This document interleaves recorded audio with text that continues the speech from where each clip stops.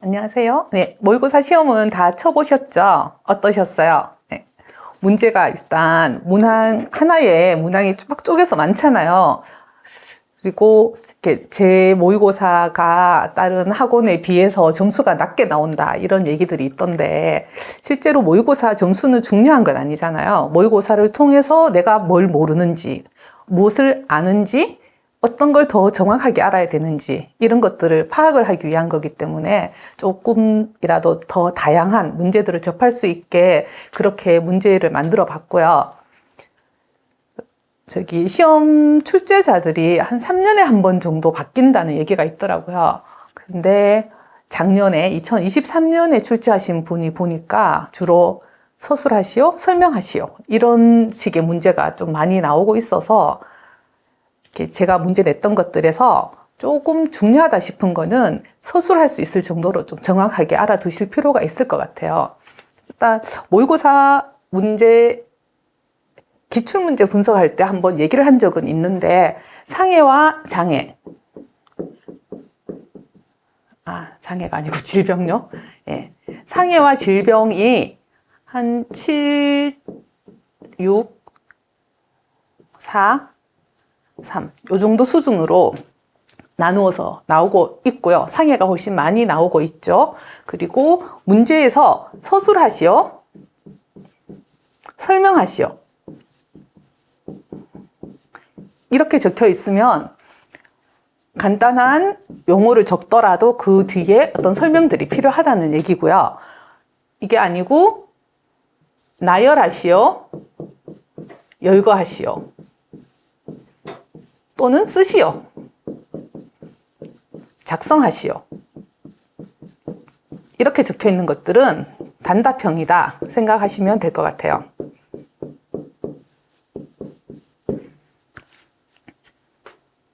그 의학이론 문제는 전통적으로 10문제 나왔었고요. 작년에 그러니까 재작년에 11문제 나온 적이 있는데, 그런 경우는 좀 흔하지 않고 거의 다 10점짜리 10문제로 나오니까 시험 답안지를 보시면 한 페이지에 하나 적기에는 조금 칸이 너무 많이 남긴 하더라고요. 그래서 한 페이지에 한 2문제 정도 작성을 하시고, 문제를 딱 받았을 때 내가 공부 많이 해서 아는 문제도 있고, 이건 도저히 생각이 안 나 이런 문제들도 있잖아요. 그러면 일단 아는 것들은 바로 답안지에 적지 말고요, 연습장 주는 거 있어요. 그 종이에다가 대략 적어보고 답안지로 옮겨 적으시는데, 모르는 게 있을 때는 적을 수 있는 칸을 비워두고 그 다음 문제 답을 적으시고요.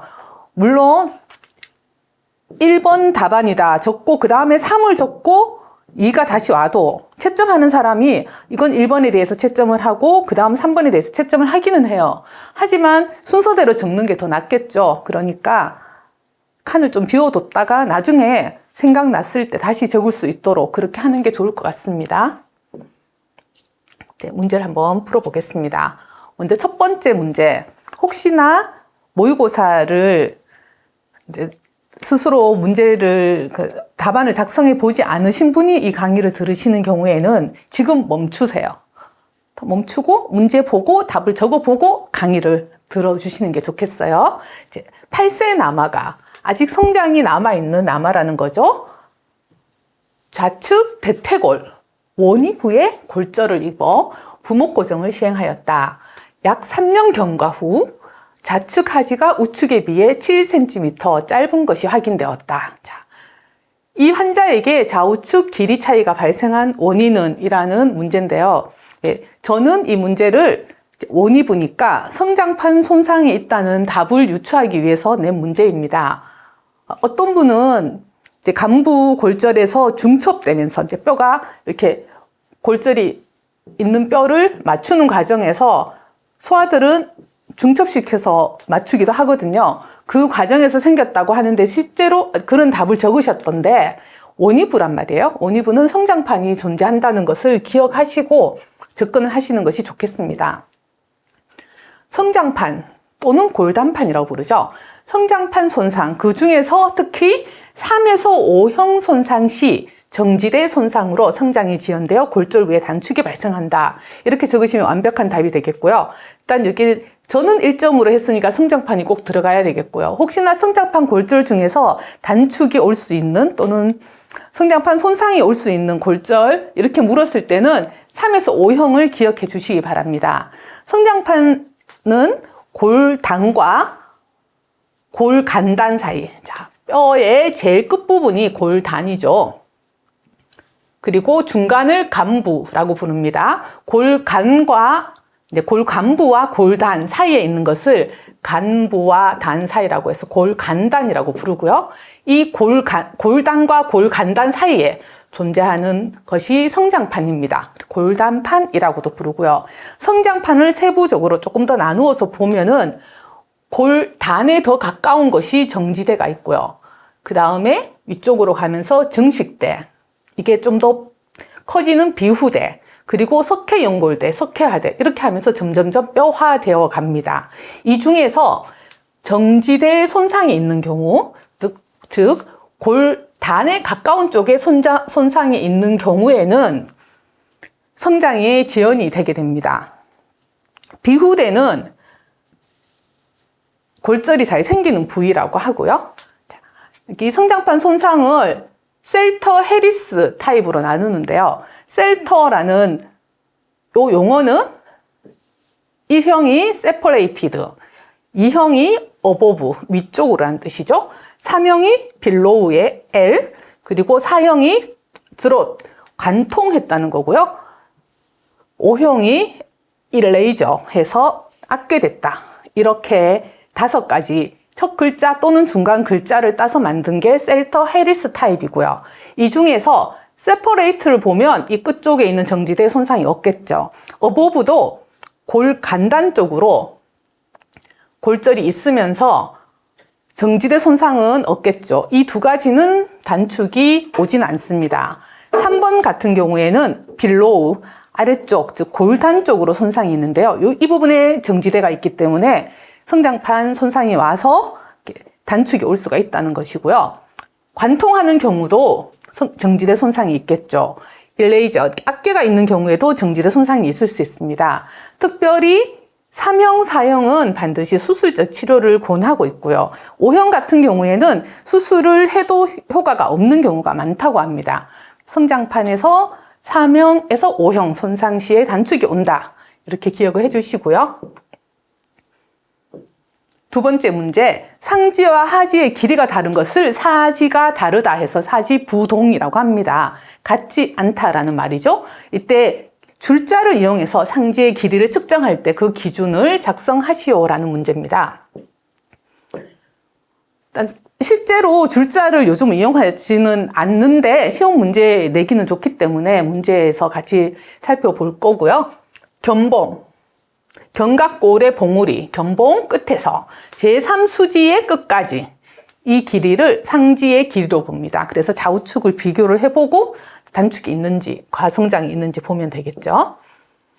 네, 하지에도 길이를 측정할 때가 있어요. 줄자를 이용해서 하지의 길이를 측정할 때 그 기준은 장골의 앞쪽 위에 있는 극 해서 앞쪽 위에 있는 장골의 뾰족한 부분, 전, 상, 장골, 극에서부터 경골 내과 중에 밑에 쪽, 경골 내과 끝까지 이 부분은 하지 길이 측정 방법입니다. 전, 상, 장골, 극에서 경골 내과까지. 이런 양측 사지 길이를 비교하기 위한 가장 정확도 높은 영상검사를 물었습니다. 영상검사는 스캐노그램이라고 해서 엑스레이에 줄자를 대어서 좌우를 비교해 볼 수 있는 것입니다. 그럼 전신을 촬영을 하게 되고요. 이렇게 하지 또는 상지 이렇게 촬영을 하는데 줄자가 있으니까 죄송합니다. 어떻게 가지? 네. 여기서 길이를 재보는 거죠. 이렇게 비교를 하고 또 비교를 해서 단축이 있는지 과성장이 있는지 볼 수가 있습니다. 스캐노그램은 약관에도 나오는 내용이에요. 현재 단축을 볼 때는 스캐노그램으로 확인을 하게 그렇게 약관에 나오니까 꼭 기억해 주십시오. 소아의 뼈는 성인의 뼈와는 다른 특징이 있다. 소아 고래의 특징을 3가지 작성하시오 했습니다. 한 5가지 정도 외워두시는 게 좋겠는데요. 일단 문제는 제가 점수 배점 때문에 3가지를 작성하라고 했습니다. 먼저 다공성, 이제 구멍이 많죠. 그리고 무기질이 적습니다. 저무기질 성인데 골다공증도 구멍이 많잖아요. 근데 골다공증은 구멍이 많아서 뼈가 약하다면 소아의 구멍이 많은 다공성이라는 것은 뼈가 무르다 내지는 연하다 이렇게 기억을 해주시면 되겠어요. 성인골보다 변형력과 굴골력에 약해서 탄력성 소성 변형, 즉 성인뼈 같은 경우에는 어떤 힘이 쫙 가해지면 버티든지 안 되면 부러지겠죠. 근데 소아뼈는 부드러우니까 밀려서 이렇게 변형이 되는 것을 소성 변형이라고 합니다. 이런 소성 변형이 쉽게 발생하고요. 작은 외력에도 골절이 쉽게 유발되게 됩니다. 그렇지만 소아의 고래에 치유가 빨라요.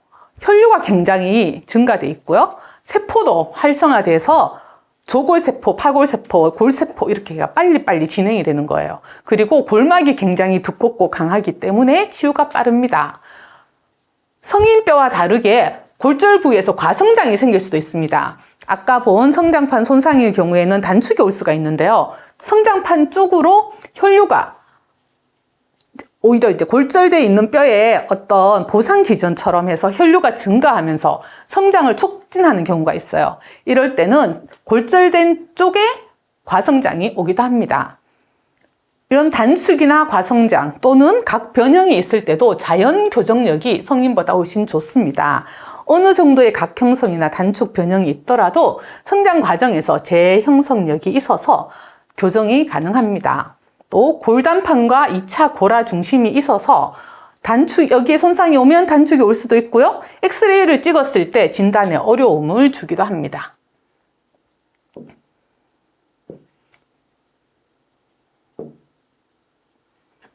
이런 소아골에서 특징적인 골절이 있어요.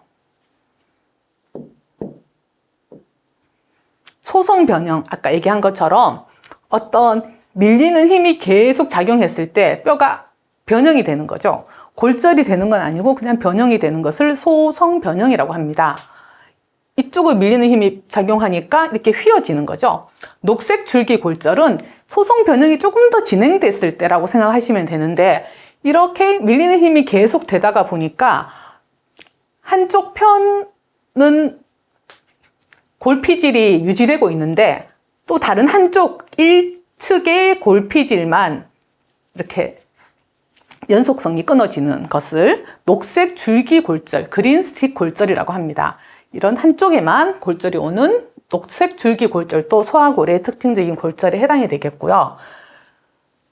이런 수직 압력을 받았을 때 부풀어 오르는 융기 골절이 있습니다. 주로 골단판 근처 쪽에서 이렇게 융기 골절이 발생하는데 이것도 소아골의 특징적인 골절이 되겠습니다. 소성 변형, 녹색 줄기 골절, 융기 골절 이 3가지가 소아골의 골절 중에서 특징적인 골절이 되겠습니다. 두 번째 문제는 심부정맥 혈전증에 대한 문제인데요. 골절 합병증은 정말 중요하죠. 골절 합병증이 2023년에 다시 출제가 되기 시작하면서 구획증후군 시험에 나왔었고요. 그리고 무혈성 괴사도 시험에 나왔었습니다. 그래서 지금 남아있는 나올 만한 문제가 심부정맥 혈전증, 폐색전증 세트로 외워야 되고요. 지방색전증 외워두셔야 되겠습니다. 심부정맥 혈전증은 근육 깊은 곳에 있는 심부정맥에 혈전이 생겨 발생하는 합병증이다. 심부정맥 혈전증은 골반 골절 또는 대퇴골 골절 같이 외상 이후 잘 발생하지만 외상 이외의 원인에 의해서도 발생할 수 있다. 무혈성 괴사의 외상 이외의 원인이 시험 문제에 나왔었으니까 심부정맥 혈전증의 외상 이외의 원인도 알아볼 필요가 있겠습니다. 외상 이외의 원인 위험 인자를 4가지 열거하시오라는 문제를 준비해 봤고요. 먼저 고령인 경우, 나이 60세 이상인 경우, 또 장기간 움직이지 않는 부동 자세라든지 비행기 여행, 이코노미 증후군이라고 하죠. 관련 수술과 시술을 하는 경우 정형외과, 복부, 신경계 같은 수술을 할 때 오랜 시간 누워있게 되죠.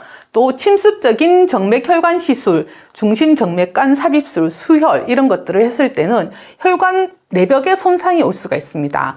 관련된 질환으로서 항인지질 증후군, 루푸스, 염증성 대장질환, 혈액 과응고 유전질환, 악성 종양, 급성 중증 내과적 질환 이런 경우에는 혈전이 잘 생기기도 하고 또 응고 기전이 응고가 많이 될 수도 있습니다. 과하게 응고가 될 수가 있습니다. 기타 흡연이라든지 비만, 에스트로겐 등 호르몬 요법, 경구 피임약 복용, 유산, 분만, 하지 정맥류의 기왕증 이런 것들이 위험 인자가 되겠습니다.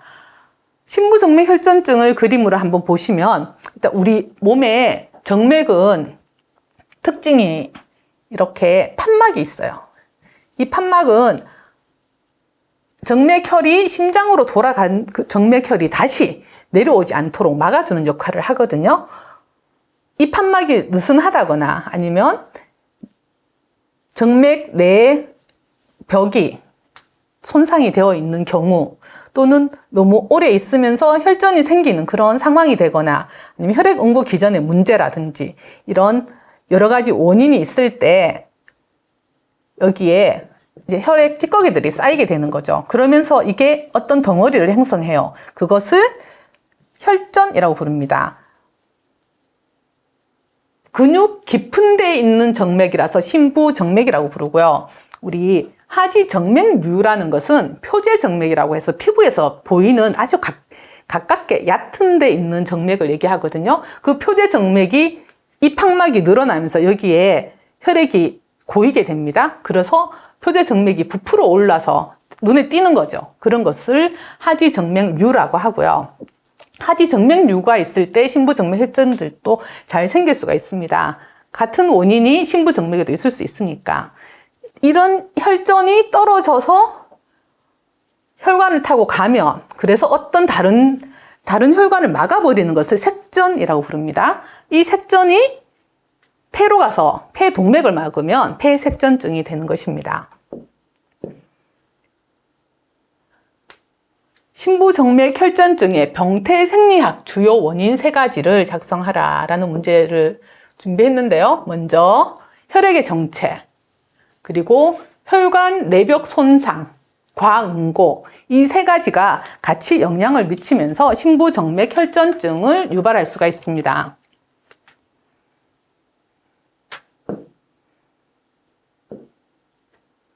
다음 3번은 건강했던 젊은 남자가 대퇴골 간부골절 수술, 자, 대골절이 입었어요. 그리고 7일 정도 지났어요. 갑자기 심한 호흡 곤란과 배변 의욕, 그리고 흉통을 호소하며 혈담을 개출하였다. 네, 가래에 피가 섞여 나온 거죠. 이학적 검사에서 호흡은 정상이었고 청색증이 관찰되었으며 호흡수는 1분당 24회, 혈압은 70에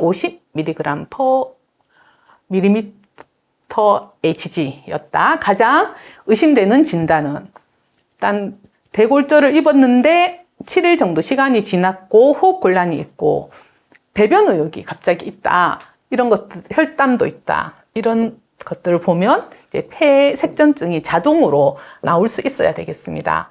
일반적으로 지방색전증과 폐색전증이 흉통이라든지 빈맥이라든지 이런 것들은 좀 비슷해요. 그 대골절도 비슷하게 원인이 되고요. 차이는 지방색전증은 조금 더 일찍 나타납니다. 폐색전증보다. 그리고 지방색전증의 특징적인 것이 이렇게 피부에서 보이는 점상 출혈 이런 것들이 좀 더 다른 특징이 되겠지요. 혈압이 떨어지지는 않고요. 그리고 지방색전증에서는 열이 날 수가 있고요. 그리고 의식 저하 이런 것들이 같이 나타날 수가 있습니다.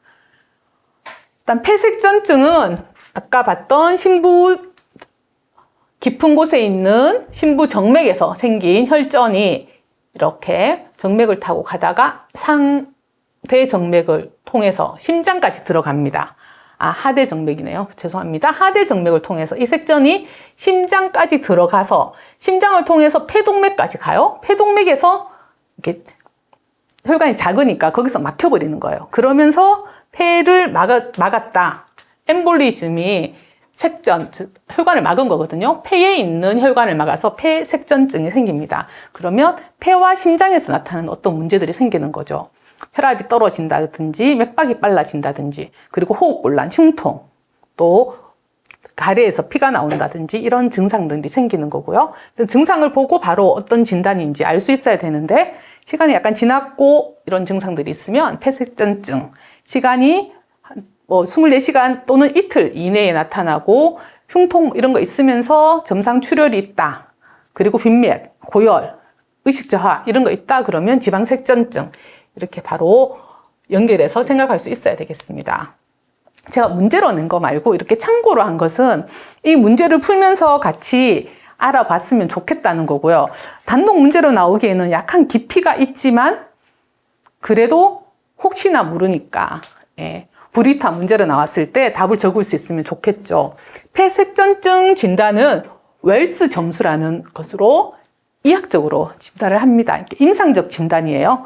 검사가 아니고 여기 보면 그냥 엑스레이나 이런 검사가 아니고 의사가 눈으로 보고 또는 뭐 맥박 정도 재고 이렇게 해서 알 수 있는 그런 것을 임상적 진단이라고 합니다. 먼저 심부정맥 혈전의 증상과 징후 어떤 거냐 하면 한쪽 다리만 이렇게 다른 양쪽 다가 아니고요. 한쪽 다리에 부종이 있거나 박동성 맥박과 연결되는 통증이 있거나 이런 경우에 점수를 주고요. 병을 설명할 적절한 다른 진단이 없으면 또 점수를 줍니다. 1분에 100회 이상의 빈맥, 60에서 70이 정상인데 100회 정도 되면 빈맥으로 빠른 맥박, 이 경우에도 점수를 1.5점 주고요. 3일 이상의 안정이든지 4주 이내 수술을 했든지 이런 경우에 또 1.5점 점수를 주고요. 과거력, 과거에 심부정맥 혈전증이나 폐색전증의 병력이 있는 경우 또 점수를 줍니다. 객혈, 객담을 토하는 거죠. 가래에서 피가 있을 때 1점을 주고요. 악성암이 있다. 그러면 또 1점을 줍니다. 이 점수를 합해서 7점 이상이면 폐색전증의 가능성이 높다고 보고 추가 검사를 하든지 또는 여기에 대한 치료를 하게 되고요. 2점 미만이면 가능성이 떨어진다 이렇게 보는데요. 디다이머라고 해서 디다이머는 어떤 우리 몸에 혈전이 생긴 경우에 이것을 용해시킬 때 발생하는 단백질인데 디다이머가 음성이다 이러면 몸 안에 혈전은 생기지 않았다라는 의미가 되는 거예요. 이런 경우에는 조금 점수를 높여서 4점 이하면 가능성이 적다 이렇게 본다는 거고요. 이 각각의 점수까지는 모르더라도 웰스 점수를 어떻게 판단하는지 한쪽 다리 또 빈맥 3일, 4주 이 정도는 좀 기억을 해주시면 좋겠습니다. 이런 심부정맥 혈전증에서 치료가 잘 되지 않는 경우에 하대정맥 필터라는 것을 삽입을 하는데요.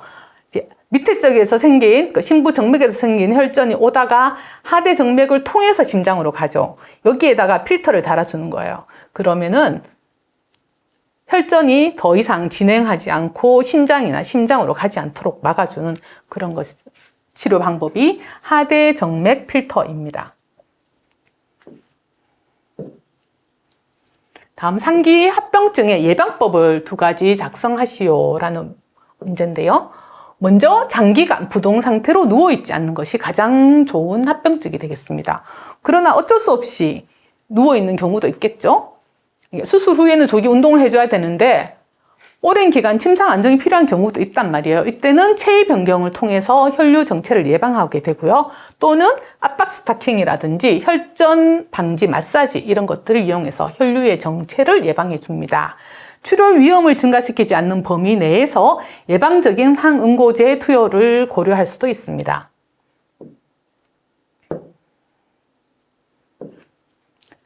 3번 활막 관절, 관절에 대한 문제인데요. 제가 제3 장기 쪽에 장애를 보니까 관절 운동이 정말 중요해요. 그래서 관절 운동에 대해서 시험 문제가 좀 나올 가능성도 있겠다라는 생각에서 활막 관절에 대해서 보고요.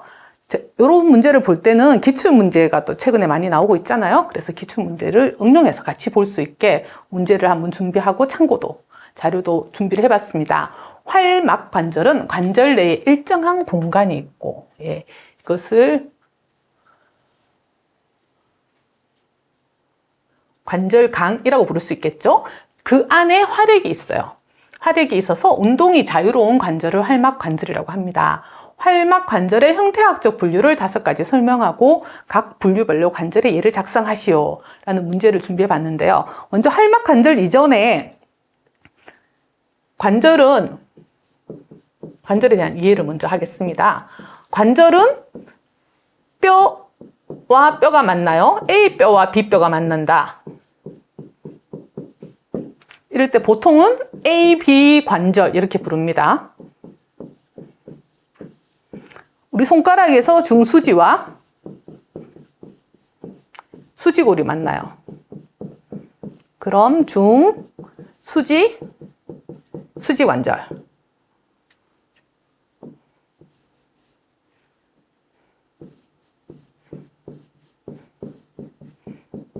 이렇게 하니까 너무 길잖아요. 그래서 수지가 중복되는 걸 없애고 중수지 관절 이렇게 줄여서 부릅니다. 우리 큰 관절 이름인 고관절, 경관절 이런 걸 제외하고 나머지 작은 관절들은 A, B 관절, A뼈와 B뼈가 만나면 AB 관절 이렇게 부른다는 거 기억을 한번 해주시고요. 또 모든 관절이 다 운동을 잘 되는 것이냐? 그건 아니고요. 자, 관절 중에서 운동이 되지 않는 관절이 있어요. 부동관절이라고 부릅니다. 뼈가 만나기는 하지만 운동을 하진 않아요. 주로 섬유 조직으로 서로 딱 결합되어 있는 거예요. 예를 들면 두개골에 있는 두개골 결합. 두개골 움직이면 안 되겠죠. 뇌를 보호해 줘야 되는데 두개골 결합은 주로 봉합이라는 이름으로 부릅니다. 왜냐하면 이제 바늘로 꼬맨 것처럼 이렇게 붙어 있어서 봉합, 두개골 봉합으로 바꾸는 게 낫겠네요. 그리고 치아와 치조골 사이. 이것도 흔들리면 안 되겠죠. 그래서 움직이지 않는 관절로 되어 있고요. 하경비인대 결합. 경골과 비골이 아래쪽에서 만나는데 이것도 움직이면 안 돼요. 그래서 이 세 가지는 부동관절, 움직이지 않는 관절입니다. 일부 가동관절이 있어요. 움직임이 많은 건 아니고 약간은 움직일 수 있다는 거예요. 어떤 필요에 의해서 늑골과 흉골이 만나는 늑연골, 그리고 추간판, 추체와 추체 사이도 움직임이 많은 건 아니지만 약간의 움직임이 있어요. 그리고 치골과 치골 사이, 양축 치골 사이를 치골 결합이라고 하는데요. 이 부분도 약간의 운동이 가능합니다. 그리고 운동 범위가 많은 관절이 가동관절이라고 부르는데요. 이 가동관절이 활막관절이에요.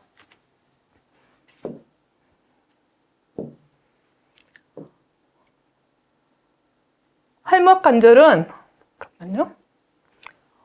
형태학적 모양에 따라서 분류를 할 수가 있는데 공 모양이죠. 공 모양의 관절. 한쪽 면은 공처럼 동그랗고 나머지 한쪽은 쏙 들어가 있는 소켓 모양이에요. 관절의 회전축이 3가지가 있어서 굴곡, 신전, 내전, 외전, 외회전, 내회전 이런 운동이 가능합니다. 우리 몸에서 대표적인 관절은 2가지, 고관절과 경관절 이 2가지가 구상관절에 해당이 됩니다. 과상관절은 타원인데 한쪽 면은 약간 올라와 있고요. 다른 쪽 면은 살짝 들어가 있어요. 굴곡, 신전, 내전, 외전 운동이 가능하고요. 대표적인 관절은 요수근 관절, 요골과 수근골이 만나는 관절입니다. 중수지 관절, 중수골과 수지골이 만나는 관절이 과상관절에 해당이 되겠습니다. 경첩관절이라고 있는데요. 한쪽 면은 볼록 나와 있고 다른 쪽 면은 쏙 들어가 있어요. 이건 구고, 이건 이렇게 볼록 나와 있는 거예요. 경첩 모양, 문의 경첩을 얘기하고요. 이 경첩 모양의 관절이고 한쪽 면을 따라서 굴곡 신전 운동만 가능합니다. 대표적인 관절이 상완골과 척골이 만나는 완척관절, 그리고 손가락 사이의 지관절, 슬관절. 슬관절은 대퇴골과 경골을 보면 대퇴골이 이렇게 나와 있고요. 경골이 이렇게 되어 있어서 과상관절에 해당이 되는 것 같은데 앞에 슬개골이 막고 있으면서 굴곡 신전 운동만 하기 때문에 경척관절에 해당이 됩니다. 이렇게 구상관절은 회전축이 3개예요. 경관절, 고관절이 여기에 해당이 된다. 과상관절은 한쪽은 볼록, 한쪽은 약간 오목하다. 요 수근관절이 해당이 된다. 그리고 경척관절은 하나는 볼록하게 튀어나와 있고 하나는 쏙 들어가 있는데 상완골에서 주관절에서 볼 수 있는 완척관절이 경척관절에 해당이 된다. 이런 거 기억하시고요. 이건 서술을 할 수 있을 정도로 기억을 해주시는 게 좋겠습니다. 그 다음에 환축관절이라고 있어요. 수직으로 된 원주축이 있고요. 또 환상, 고리 모양의 동그란 면이 만나면서 회전 운동이 가능한 것이 환축관절인데 대표적인 게 경추 1, 2번 사이 관절이 환축관절이고요. 근위 요척관절은 약간 변형되어 있는 환축관절에 들어갑니다. 요골과 척골이 위에서 주관절에서 만나는 근위 요척관절, 요것도 환축관절의 하나가 되겠고요. 안장관절이라는 것은 말 안장이 앉아 있는 것처럼 한쪽 관절면에서 이렇게 이 두 개 모양이 같아요. 말안장 위에 딱 앉아 있는 것처럼 이 두 개가 같이 형성되어 있는 볼록면과 오목면을 다 가지고 있는 것을 안장관절이라고 합니다. 굴곡신전, 내전, 외전 운동이 가능하고 대표적인 관절이 수근골 중에 대능형골과 중수골, 제1중수골이 만나는 관절이 안장관절이 되겠습니다. 이 부분이 되겠고요. 평면관절은 관절 두 개가 납작하게 만나서 미끄러지는 운동이 가능합니다. 대표적인 관절은 흉쇄관절과 흉골과 쇄골이 만나는 요 관절이죠. 흉쇄관절과 족근골 중에서 주상골과 설상골이 만나는 곳 족근골간 관절이 평면관절에 해당이 되겠습니다. 6가지를 다 정확히 기술할 수 있을 정도로 알고 계셔야지 좋겠다고 생각하는 게 이게 기출문제도 있었잖아요. 그리고 관절이 중요하니까 또 관절에서 문제를 낼 만한 거는 이게 또 가장 좀 적절한 문제가 아닌가 싶습니다.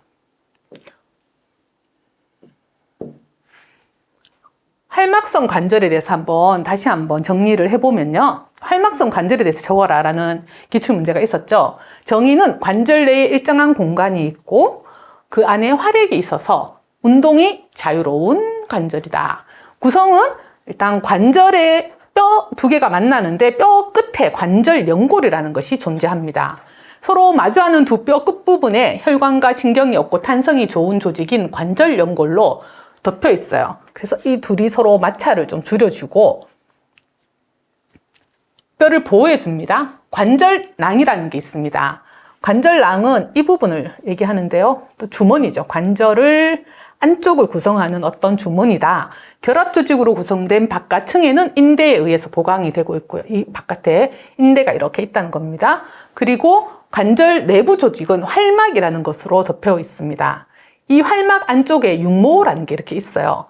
그래서 활액막과 관절면 사이의 유착을 방지하는 것이 육모의 역할이고요. 활막의 역할입니다.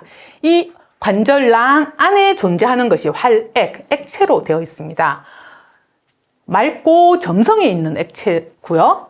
마찰 개수를 줄여서 윤활유 같은 역할을 합니다. 충격을 흡수하고 확산을 통해서 영양을 공급하는 역할까지 하는 것이 활액이고요. 활막성 관절을 구성하는 구성요소 3가지, 관절 연골, 관절낭, 활액 이렇게 3가지다. 기억을 해주십시오. 퇴행성 관절염은 주로 관절 연골이 닳게 되고요. 골극이 생기고 그러면서 안쪽으로 염증이 진행을 하는 거라면 류마티스 관절염은 이 활액 안쪽에서부터 염증이 시작이 되는 그런 차이가 있어요. 참고로 말씀드렸습니다. 자, 우리 몸에 3대 관절, 상지의 3대 관절, 하지의 3대 관절은 굉장히 기초적인 거예요. 기초적인데 또 이거 제가 밴드 문제로 한번 냈더니 제대로 답하시는 분들이 또 좀 답을 못 하신 분들이 있어서 다시 한번 중요도, 난이도가 높은 건 아니고요. 중요도가 있으니까 같이 한번 살펴보도록 하겠습니다. 먼저 어깨 관절, 네, 경관절이라고 부르죠. 우리가 경관절을 이 전체를 다 얘기하면 쇄골과 견봉이 만나는 견봉쇄골 관절도 경관절에 해당될까 조금 헷갈리시죠? 근데 엄격하게는 견봉과 쇄골이 만나는 견봉쇄골 관절은 얘기하는 건 아니고요. 상완골 골두와 여기 견갑골의 관절과 이 부분이 만나는, 그래서 관절과 상완관절 이렇게 부르기도 합니다. 견갑골의 관절과 쏙 들어가 있는 것과 상완골 골두가 만나서 어깨 관절, 견관절을 이룹니다. 전형적인 구상관절이에요. 우리 몸에 있는 관절 중에서 운동 범위가 가장 넓어요. 그렇지만 관절을 보강하는 인대는 허술하기 때문에 탈구가 자주 일어나고요. 탈구를 정복했을 때 재탈구가 잘 되기도 하는 것이 견관절의 특징입니다. 견관절은 구상관절이니까 굴곡, 신전, 외전, 내전, 내회전, 외회전 이런 6가지 운동이 가능합니다. 팔꿈치 관절 또는 주관절이라고 부르는 것은요. 위쪽으로는 상완골, 그리고 아래쪽에는 요골 상단과 척골 상단 이 3가지 뼈가 만나서 상완골, 요골, 척골이 만나서 주관절을 이루고요. 경척관절에 해당되면서 또 한축관절도 같이 있어요. 즉 상완골과 척골이 만나는 것은 상완골이 이렇게 있으면 척골 주두가 이렇게 싸고 있어서 경척관절에 해당이 되고, 이 옆에 있는 요골 골두는 또 척골과 만나면서 회전 운동이 가능하게 합니다. 그래서 운동은 굴곡과 신전이 있으면서 회내, 해외 운동이 같이 가능하게 됩니다. 그리고 주관절에는 상완골과 척골이 만나는 완척관절, 또 상완골과 요골이 만나는 완요관절, 요골과 척골이 만나는 근위 또는 요척관절 이렇게 3가지의 세부 관절이 있다라는 것도 기억을 해주시고요. 수관절 또는 손목관절, 이거 누가 질문을 올리셨던데, 다른 관절은 그런 게 별로 없는데 꼭 유독 손목관절만 수관절 또는 왕관절 이런 용어를 혼용해서 쓰는 게 어느 게 더 좋은 용어냐는 질문이 있었어요. 이거 제 생각인데 왕관절이 왠지 일본에서 온 말 같아요. 그래서 저는 왕관절을 안 쓰고 수관절을 쓰겠다 이렇게 결심을 했는데, 수관절이라는 용어를 쓰시는 정형외과 선생님도 많더라고요. 수관절, 왕관절, 손목관절 다 어떤 말을 쓰셔도 상관없어요. 리스트 조인트라고 적으셔도 됩니다. 스펠링만 틀리지 않으면 되고요. 이건 다 그냥 혼용하는 용어니까 본인 편하신 대로 쓰시면 돼요. 수관절은 요골 하단과 척골 하단, 수궁골 근위열, 요골의 하단과 척골의 하단, 그리고 수궁골 중에 주, 월, 3까지가 만나고요. 두는 살짝 여기 떨어져 있대요.